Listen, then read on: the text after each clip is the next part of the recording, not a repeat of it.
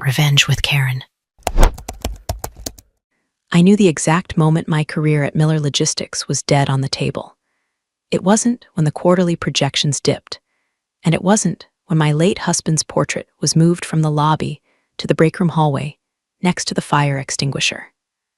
No, the death certificate was signed the second Marcy walked into the boardroom wearing Laubautins that cost more than our forklift drivers make in a month, clapping her hands like she was summoning servants at a brunch she didn't pay for. She had that specific kind of MBA energy, the kind that uses words like synergy and disruptive, because they don't know how to actually negotiate a fuel surcharge with a union rep in Detroit. I sat at the far end of the mahogany table, nursing a coffee that tasted like battery acid and resignation. I've been running the contracts division for 15 years. Know where the bodies are buried because I'm the one who drafted the liability waivers for the shovels. If you're enjoying this train wreck of corporate hubris and want to see a girl boss get absolutely dismantled by fine print, go ahead and hit subscribe and drop a like. Anyway, back to the massacre. Marcy, my lovely daughter-in-law and newly appointed chief operating officer, didn't look at me. She looked through me. She was busy projecting a slide deck that was 90% stock photos of diverse people shaking hands and 10% actual data, which happened to be wrong. She was talking about pivoting to a tech-first logistics paradigm. We haul gravel and auto parts, Marcy. We don't need an app. We need drivers who don't fail drug tests. The legacy infrastructure, Marcy said, her eyes finally landing on me like a predator spotting a wounded gazelle, is holding us back. We have too many redundancies in the back office. Too much paperweight. The room went quiet.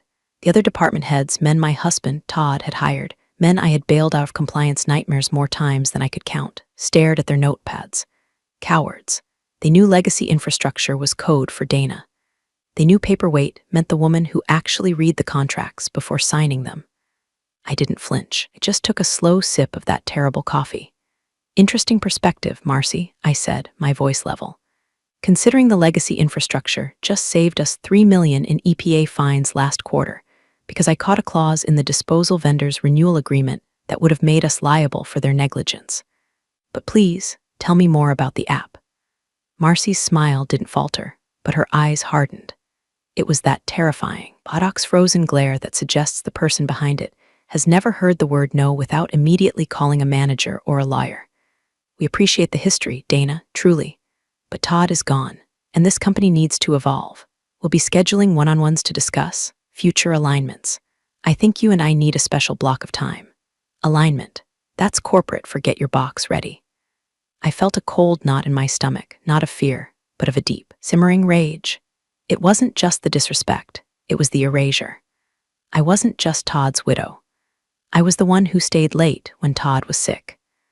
I was the one who negotiated the merger with the private equity ghouls 3 years ago when cash flow was so tight we were paying vendors in promises. I was the one who kept the lights on, while Marcy was busy curating her Instagram feed to look like a working mom, despite having 2 nanas and a personal assistant for her dog.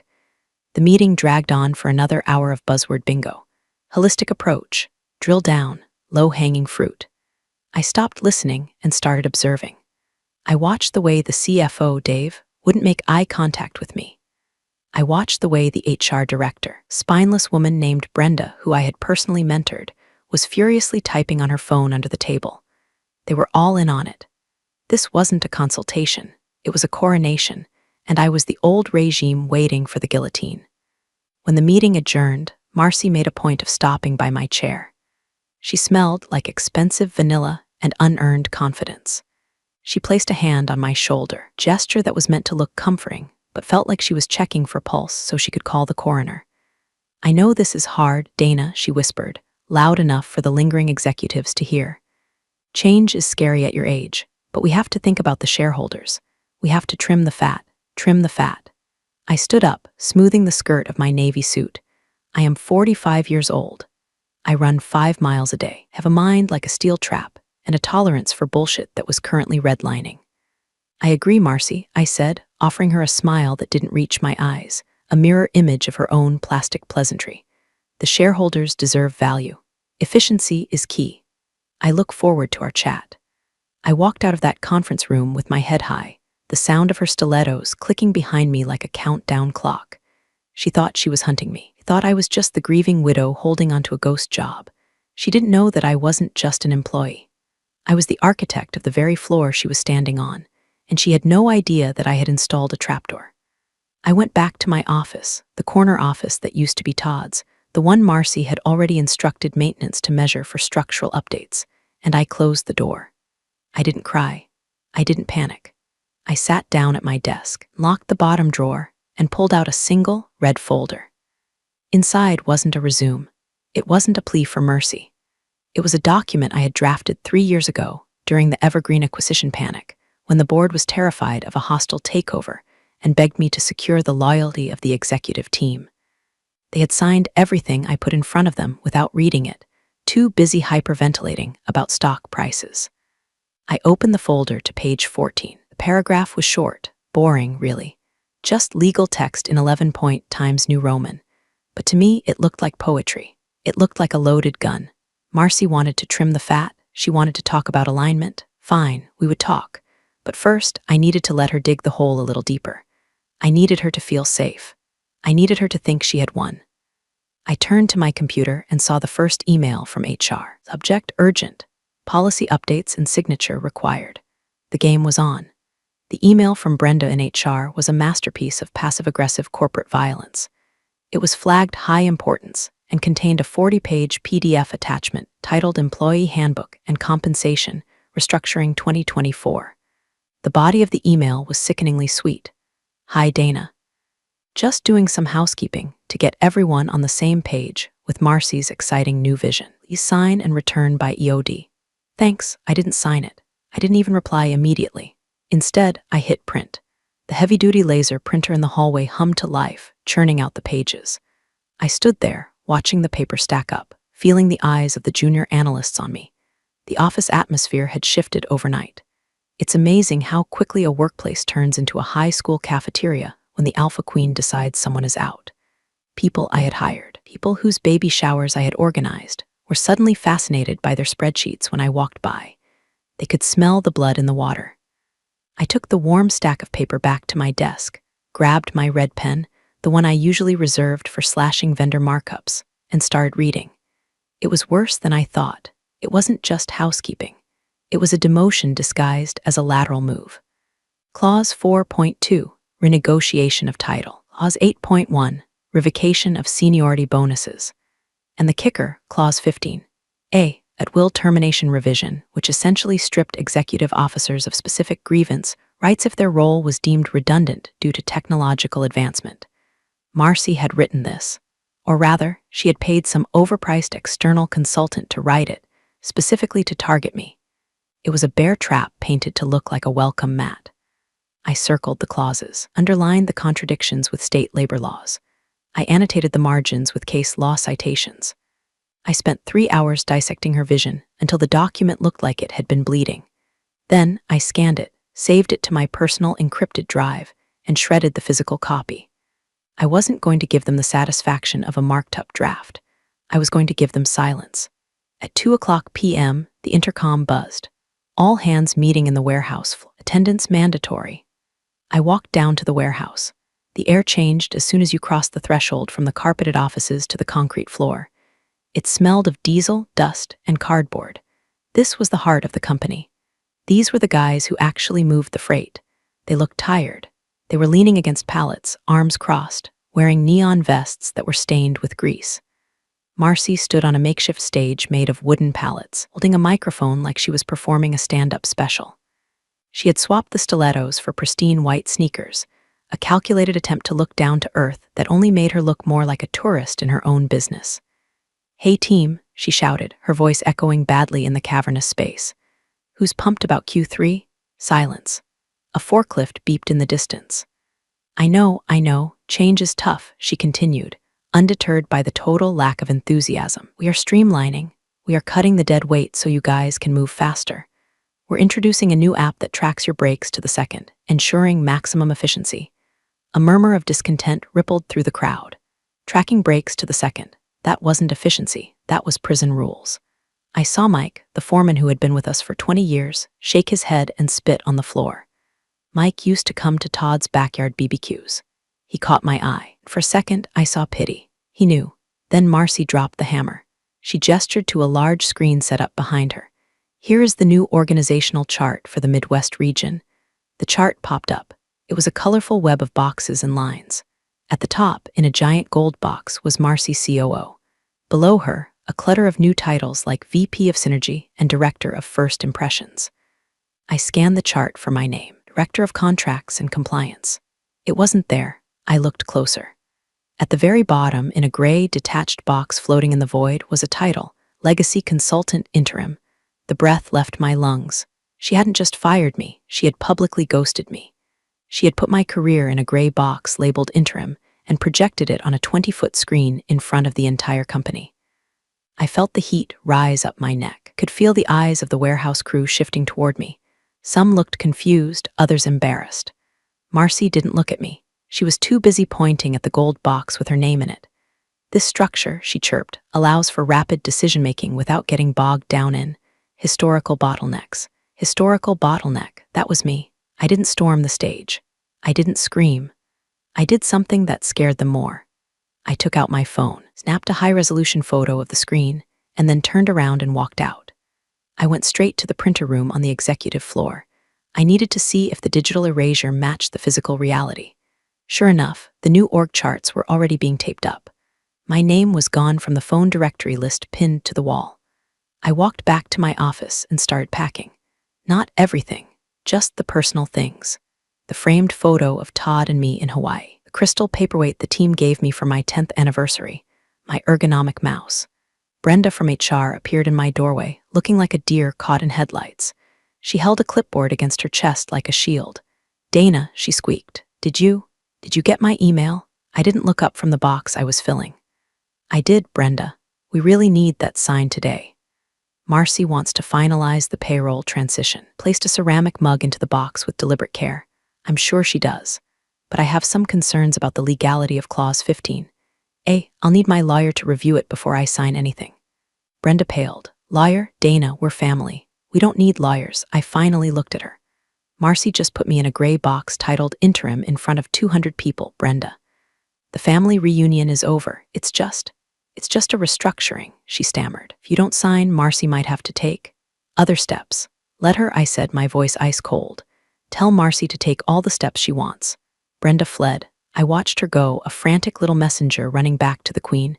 They thought I was packing to leave. They thought I was conceding defeat, but I was just clearing the decks for action.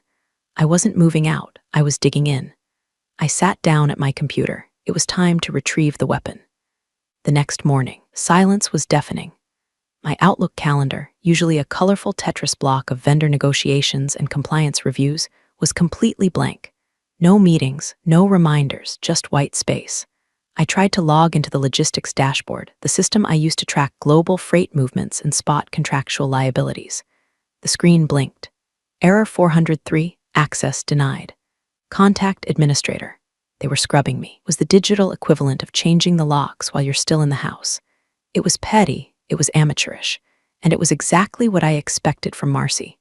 She thought that by cutting off my access to the daily operations, she would render me powerless. She thought my power came from my ability to see where the trucks were. She was wrong. My power didn't come from the live feed. It came from the foundation. I opened the folder on my local drive labeled Personal. It hadn't locked me out of my own workstation yet, probably because IT was too busy figuring out how to install Marcy's new productivity monitoring software. I navigated through a series of nested folders. Archive Legal 2021 Evergreen Defense. 3 years ago, a predatory equity firm tried to gut us. They wanted to strip the assets, sell the fleet, and lease back the warehouses. Todd was already sick then, too weak to fight. Board was in a panic, ready to sell us out for pennies just to save their own golden parachutes. I stepped in. I drafted the poison pill defense. I structured the executive contracts to make firing us so expensive that the acquisition would lose its ROI. To get the board to agree to stay and fight, I had to offer them protection.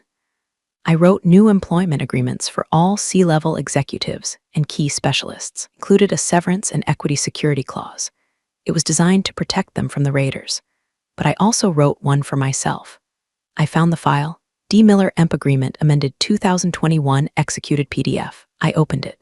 It scanned onto the screen, the legal text dense and comforting. I scrolled to Section 12C, Involuntary Termination and Change of Control. The language was precise. I remembered typing it at 3:00 a.m., fueled by adrenaline and fear for my husband's legacy. In the event of involuntary termination, without documented cause, as defined in Section 9, following a significant restructuring or change in executive leadership, the employee shall be entitled to an immediate transfer of equity equivalent to 10% of the company's total valuation at the time of termination, to be vested immediately. Furthermore, said employee shall retain voting rights on the board of directors for a period of no less than 24 months. At the time, the board signed it because they were terrified of being fired by the raiders. They viewed me as a fixture, as permanent as the building itself. They never imagined a world where they would be the ones firing me. Marcy certainly didn't know it existed, was too busy picking out curtains for her new office to read the dusty contracts in the legal vault. I checked the digital signature metadata. Valid, time-stamped, notarized by the corporate counsel, who was currently playing golf in Florida and ignoring Marcy's emails. I saved a copy to my phone. I saved another copy to a USB drive attached to my keychain. I emailed a copy to my personal Gmail account. Then, I did something subtle. I went to the company's internal investor portal, which, miraculously, I still had access to because it was on a separate server from the operations dashboard. I updated my profile. I didn't change any data. I just verified my contact information and linked my personal email as a secondary contact for equity notifications. It was a breadcrumb. My office door opened without a knock. It was the IT guy, kid named Kevin, who looked like he wanted to be anywhere else. He was holding a laptop. Hey Dana, Kevin mumbled, staring at his shoes. Hello, Kevin, here to take my computer, he winced. Marcy, the COO's office, said we need to cycle your hardware. Security updates. They want you to use this loaner for a while. He held out a battered Chromebook that looked like it had been dropped down a flight of stairs. I see, I said, leaning back in my chair. Does this loaner have access to the server? Basic email only. Restricted permissions. I smiled at him. It was a genuine smile this time. Poor Kevin, he was just a pawn. It's okay, Kevin, I understand. I unplugged my high-end workstation, the one with the dual monitors and the processing power to run complex logistical simulations. I handed it over. Be careful with it. There's a lot of history on that hard drive. I swapped it for the junk laptop and practically ran out of the room. I opened the Chromebook. It took 5 minutes to boot up. The screen was dim. It was an insult, a calculated humiliation designed to make me quit. But I wasn't going to quit. I needed them to fire me. I needed the involuntary termination. If I resigned, Clause 12C was void. If I quit, I got nothing but a pat on the back. I needed Marcy to pull the trigger. I sat there in the silence, staring at the gray Google logo. I was a ghost in the machine now. No access, no power, no voice. Just a woman in a corner office waiting for the axe to fall. My phone buzzed, a text from Marcy. Dana, can you come to my office? We need to have that chat. Now, this was it. The ghost was about to haunt the house. Marcy's office was a fishbowl. Literally. She had replaced the frosted privacy glass with clear floor-to-ceiling panes because she believed in radical transparency, which, in practice, meant she wanted everyone to see her being important, but she couldn't hear anyone screaming for help. I walked in with nothing but my phone and a small clutch purse. No notepad, no pen. I didn't need to take notes. I needed to make history. Marcy was sitting behind a desk that was comically large, a slab of white marble that looked like a sacrificial altar. She didn't stand up when I entered. She gestured vaguely at a low-slung, comfortable modernist chair opposite her. Dana, she said, her voice dripping with that patronizing softness people use on toddlers and the elderly. Thanks for coming up. Close the door, would you? I closed the glass door. It didn't block out the sound of the office, just muffled it. I could see the heads of the accounting department turning toward us. We were on display. How are you holding up? She asked, tilting her head. I know the org chart changes were abrupt. I'm fine, Marcy, I said, sitting down and crossing my legs. I'm just curious about the operational logic. Removing the contracts director in the middle of a vendor renegotiation cycle seems risky. She sighed, a long, theatrical exhalation. See, that's just it. You're thinking about the weeds. I'm thinking about the ecosystem. We're moving to an automated contract management SaaS, AI-driven compliance. We just don't need the manual oversight anymore. AI-driven compliance, I repeated. So, a chatbot is going to negotiate liability caps with the Teamsters. Marcy's smile tightened. We're restructuring, Dana. The board supports this. We need to be leaner, and frankly, she leaned forward, lowering her voice to a conspiratorial whisper. I think you're burned out. I think you've been carrying Todd's ghost for too long. It's time for you to go rest. Enjoy the life insurance. Go to Tuscany. Condescension was so thick I could taste it. She was firing me and trying to frame it as a spiritual retreat. So this is a termination, I stated flatly. We prefer transition, she corrected. But my employment is ending, involuntarily. Well, yes, but we've prepared a generous severance package. 2 weeks of pay for every year of service. It's very standard. I kept my face completely neutral. Inside, my heart was hammering against my ribs, not from fear, from the adrenaline of the trap snapping shut. I needed her to say the words. Marcy, I said softly, forcing a look of vulnerability. I just need to know one thing. Is this because of performance? Did I do something wrong? Is there cause for this? Marcy laughed. It was a light, dismissive sound. Oh God, no, Dana, you're a workhorse. Everyone knows that. This isn't about cause. It's purely structural. We just want to go in a different direction. Want to keep it classy. No black marks on your record. Just a clean break. So the official documentation will state termination without cause, I pressed. Absolutely, she said, nodding vigorously. I've already instructed HR restructuring due to redundancy. No cause cited. You can collect unemployment, keep your dignity, the whole 9 yards. I appreciate that, I said. Could you put that in the separation letter? Just so I have peace of mind. It's already in there, she said, sliding a folder across the marble slab. I have it right here. Just sign the acknowledgement and we can process your check today. I opened the folder. There it was, notice of separation. Paragraph 1, employment is terminated effective immediately due to corporate restructuring. Paragraph 2, this termination is not for cause. I looked at the paper. It was the key to the kingdom. I won't sign the waiver of claims just yet, I said. Looking up, I need to take this home and review it, but I acknowledge receipt of the notice. Marcy rolled her eyes just a fraction. Dana, it's standard boilerplate. If you don't sign the waiver, we can't release the severance check.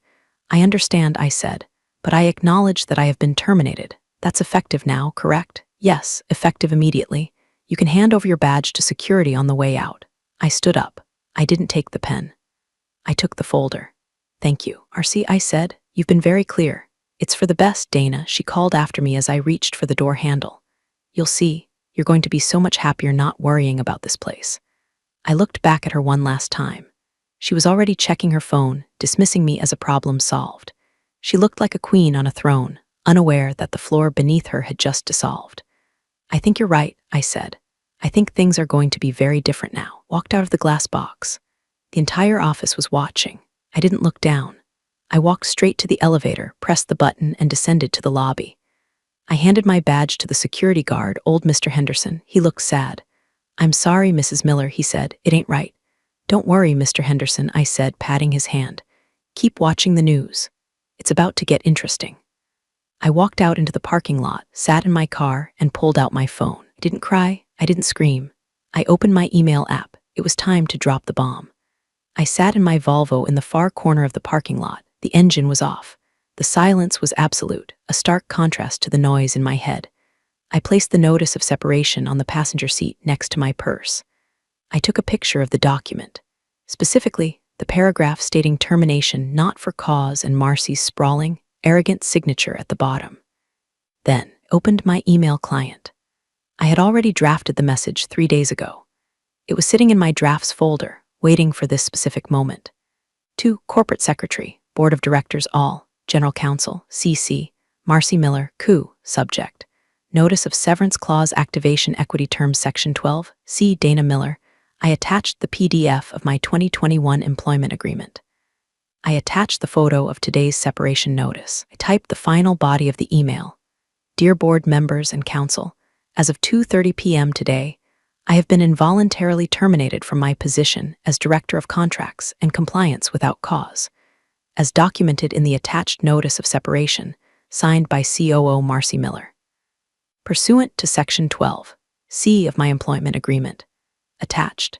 Executed August 14, 2021. This termination immediately triggers the vesting and equity transfer clause.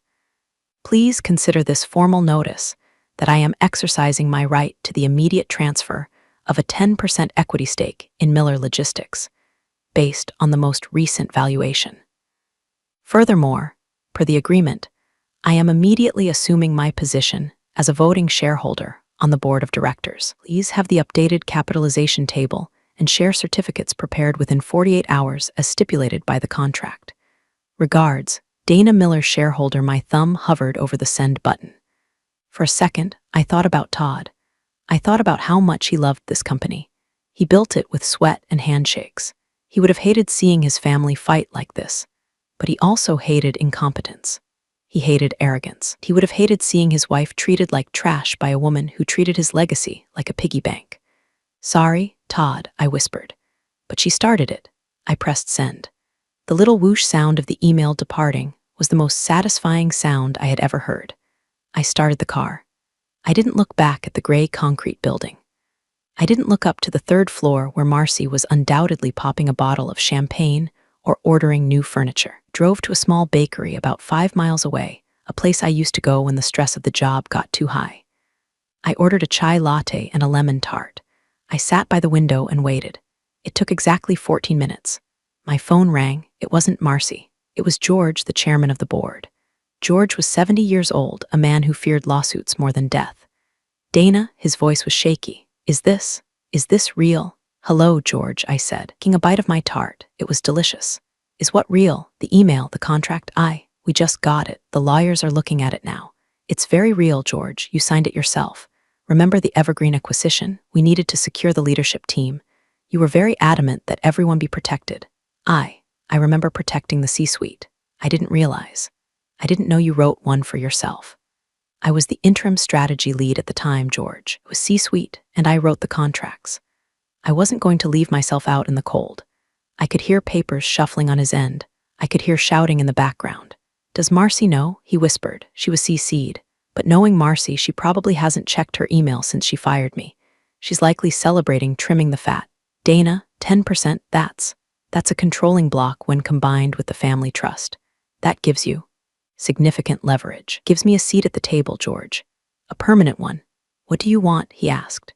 Do you want a settlement? We can discuss a cash buyout. I don't want cash, George. I want to fix the company. Marcy is driving it off a cliff, and now, as a major shareholder, I have a fiduciary duty to stop her. There was a long silence. Marcy isn't going to like this. No, I said, sipping my chai. She isn't. But she should have read the paperwork. I hung up. I checked my email again. A notification from LinkedIn popped up. Marcy had posted an update. Excited to announce a bold new restructuring at Miller Logistics. Sometimes you have to say goodbye to the past to embrace the future. #leadership, #growth, #girl boss. I almost laughed. It was too perfect. I opened my own profile. I didn't post a status. I just updated my headline. From Director of Contracts and Compliance at Miller Logistics to voting shareholder and board member at Miller Logistics, I put the phone down. The sugar from the lemon tart was kicking in. I felt awake. I felt alive. I felt dangerous. The war was over. The occupation had begun. I didn't go home immediately. I went to the dry cleaners. I picked up my good Navy suit, the one I wore to closings, one that made me look like a jagged rock in a stream of soft water. I was going to need it tomorrow. By the time I got home, my phone was melting down. 17 missed calls, 3 from Brenda in HR panic, 5 from George bargaining, and 9 from Marcy. I didn't answer Marcy. I let her scream into the void. Instead, I poured a glass of Pinot Noir and sat on my patio. The Illinois evening was cool. I listened to the voicemails. Dana, what is this email? Legal is saying, look, call me back. This is ridiculous. Marcy, 3:45 p.m. Tone, annoyed confusion. Dana, you can't just claim equity. That wasn't the deal. We need to talk. Marcy, 4:15 p.m. Tone, rising anger. Pick up the phone. The general counsel says the clause is valid. How is that possible? You tricked us. Marcy, 5:30 p.m. Tone, pure, unfiltered panic. I smiled at the sunset. I didn't trick you, honey. You just didn't do your homework. At 7:00 p.m., my doorbell rang. I checked the camera. It was a courier, not a process server, a specialized corporate courier. I opened the door. He handed me a thick envelope, delivery for Miss Miller, from Miller Logistics Legal Department. I signed for it. Inside was a formal letter from the general counsel, a man named Robert who I had known for years. He was a good lawyer, which meant he knew when he was beaten.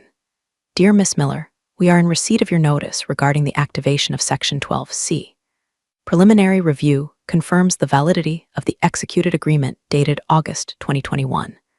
The board acknowledges your change in status. A capitalization adjustment is being processed. An emergency board meeting has been scheduled for 9:00 a.m. tomorrow via Zoom to discuss the implications of this transfer. Please find attached the dial-in credentials. Sincerely, Robert Vance, General Counsel. They had folded. They had to. The contract was airtight. If they fought it in court, discovery would reveal that they hadn't read their own executive agreements. It would be negligence. The shareholders would sue them into oblivion. Accepting my claim was the only way to keep the dirty laundry indoors. I finished my wine. I had gone from terminated employee to major owner in less than 6 hours. Opened my laptop to check the company news. The grapevine moves faster than fiber optics. On the anonymous employee forum, which I wasn't supposed to know about, but absolutely monitored, the thread was exploding. User Warehouse Guy 88, did anyone see Dana leave? Security says she was smiling. User Ectant Prob, something is going down. Marcy has been screaming at legal for 2 hours. I heard glass break in her office. User Logie Bear, my boss just told me to freeze all org chart updates. Said the restructuring is on hold. What is happening? I typed a single reply under a throwaway account I kept for emergencies. User just watching, check the shareholder registry tomorrow. I closed the laptop. Marcy had spent 6 months trying to push me out because she thought I was old, irrelevant, and powerless. She thought power came from the title on your door. She didn't understand that in our world, power comes from the ink on the page. She had handed me the gun, aimed it at her own foot, and pulled the trigger. I went to bed early. I slept like a baby. I had a board meeting in the morning, and I wanted to look fresh. The Zoom waiting room is a modern purgatory. You stare at your own reflection, fixing your hair, adjusting your lighting, waiting to be admitted by a host who holds your digital fate in their hands. 8:59 a.m., I sat at my dining room table. I was wearing the navy suit. My hair was pulled back in a severe, elegant bun. Behind me, a curated bookshelf and a calm, neutral wall. No distractions. The screen flickered. Connecting, I entered the meeting. The grid populated. There were 7 squares. George, chairman, looking like he hadn't slept. Robert, general counsel, looking defeated. 3 other non-executive directors, looking terrified. Marcy was in her glass office. The lighting was harsh. Her hair was slightly frazzled, a loose strand hanging by her ear. Her eyes were red. She looked like someone who had been up all night trying to find a loophole that didn't exist. Good morning, I said. My voice was clear, crisp, and devoid of any emotion. This is blackmail, Marcy spat out immediately. George, tell her. This is fraudulent inducement. She hid that clause. I didn't hide anything. I replied calmly, looking directly into the camera lens. It was in the standard executive protection package approved by the compensation committee. You were on that committee, George. You voted for it. George rubbed his temples. I recall the package. I didn't realize it applied to interim roles. The definition of executive in the bylaws is quite broad, I said, but we aren't here to debate the contract. Robert has already validated it. We are here because, as of this morning, I hold 10% of the voting stock, which brings me to the agenda. There is no agenda, Marcy shouted. We are here to negotiate your buyout. You take a check and you walk away. I leaned forward slightly. I'm afraid that's not how this works, Marcy. I'm not an employee you can dismiss with severance anymore. I'm a partner, and partners have rights. I picked up a document from my table. Per Article 9, Section 4 of the corporate bylaws, any shareholder holding more than 5% of the company's equity may call for an immediate vote of no confidence regarding executive leadership if said leadership has demonstrated fiscal irresponsibility or exposed the company to significant legal liability. The room went silent. Even Marcy stopped breathing for a second. You exposed the company to legal liability yesterday, I continued. You terminated a protected class employee without reviewing her contract, triggering a massive equity dilution event. That is negligence, Marcy. You cost the existing shareholders, including the family trust, 10% of their value in a single afternoon because you didn't want to read a PDF. You can't do this, Marcy whispered. I can, and I am. I am formally calling for a leadership review and a motion to remove the chief operating officer, pending an investigation into competence and breach of fiduciary duty. Seconded, said a voice. It was Robert, the general counsel. Marcy whipped her head around to look at her screen, betrayal written all over her face. Robert, you work for me. I work for the board, Marcy, Robert said, his face grim. And Dana is right. You triggered a poison pill because you were careless. We can't have that kind of risk at the helm. I am the family, Marcy shrieked. I am the future. Or liability, I said softly. George, call the vote. George looked at Marcy, then at me. He looked at the woman who was tanking the company with buzzwords, and the woman who had quietly kept it afloat for a decade. He looked at the woman who just outplayed the entire room without raising her voice. We have a motion and a second, George said, his voice heavy. All in favor of placing Marcy Miller on administrative leave pending review. I raised my hand. Robert raised his hand. The three other directors raised their hands. George hesitated, then slowly raised his hand. Marcy's mouth fell open. She looked around her glass office, realizing that the transparency she loved so much meant everyone outside could see her falling apart. Motion carries, George said. You're fired, Marcy. I didn't say it. I didn't have to. The silence said it for me. I'm disconnecting, Marcy stammered. She fumbled for the mouse. Video cut to black. I sat back in my chair. My heart was steady. Now, I said to the remaining stunned faces, let's talk about that logistics app. It's garbage, and we need to kill it before it ruins Q4. The days following the vote were a blur of vindication. Marcy wasn't just put on leave, she was effectively erased from the decision-making loop. The board, terrified of my next move and desperate to stabilize the stock, gave me carte blanche to stabilize operations. I didn't take my old office back. I didn't need it. I requested a conference room on the executive floor be converted into a strategic review hub. Walking back into the building was surreal. The security guard, Mr. Henderson, did a double take when he saw me. Mrs. Miller, I thought. I'm back, Mr. Henderson. Consultant basis, owner privileges. I winked at him. The elevator ride up was quiet. The doors opened, the atmosphere was different. The tension was gone, replaced by a confused curiosity. They knew Marcy was out. They knew I was back. They just didn't understand the physics of how it happened. I spent the first week undoing the damage. First, I killed the brake tracking app. I sent an email to the warehouse floor. Effective immediately, the mandatory time tracking pilot is canceled. We trust you to do your jobs. Just get the trucks loaded. I heard later that the foreman, Mike, actually printed the email and taped it to the break room fridge. Next, I met with the external consultants Marcy had hired. They were slick, young guys in tight suits who spoke entirely in jargon. So, Dana, one of them said, we're worried about the velocity of the synergy if we pause the rollout. I'm worried about the velocity of your invoices, I replied. Your contract has a 30-day termination clause. I'm exercising it. You have until Friday to hand over your deliverables and clear out. You can't just, I own 10% of the company and I have the proxy votes of the board, I said, leaning back. I can do whatever I want. Goodbye. It wasn't revenge. It was cleanup. It was scrubbing the graffiti off a historic building. Marcy, meanwhile, was fighting for her life in the background. She was flooding the board with emails, claiming I had manipulated the legal context and that my actions were a hostile coup. She threatened to sue the company for wrongful suspension. I let her. Every time she sent a frantic, poorly spelled email, she just proved my point. She wasn't a leader, she was a panicked amateur. The final nail in the coffin came during the formal review of her expenses. Robert, the general counsel, brought the file to my temporary office. Dana, he said, looking uncomfortable. You should see this. I opened the ledger. Marcy had been charging consulting fees to a shell company registered to her brother. She had been expensing client dinners that were clearly personal vacations. It wasn't a huge amount of money in the grand scheme of things, maybe $50,000, but it was fraud. Well, I said, closing the file, that's cause. Robert nodded, that's cause. Draft the termination letter, I said, for real this time. No severance. No equity. Just a lawsuit if she doesn't go quietly. She's family, Dana, Robert said softly. Are you sure? I looked out the window at the truck yard. I saw the fleet moving.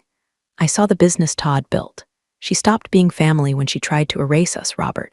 She's just a bad investment now. Cut the cord. The decision was made. Marcy wasn't just losing her job, she was losing her reputation. She would be lucky to get a job managing a mall kiosk after this. I felt a strange sense of peace. I hadn't destroyed her. I had just turned the lights on. She destroyed herself. The day Marcy cleared out her glass office, the blinds were drawn. She didn't want an audience this time. I was in the break room making tea, not the battery acid coffee, but my own blend I brought from home when she came out. She was carrying a box. She looked smaller. The stilettos were gone, replaced by sensible flats.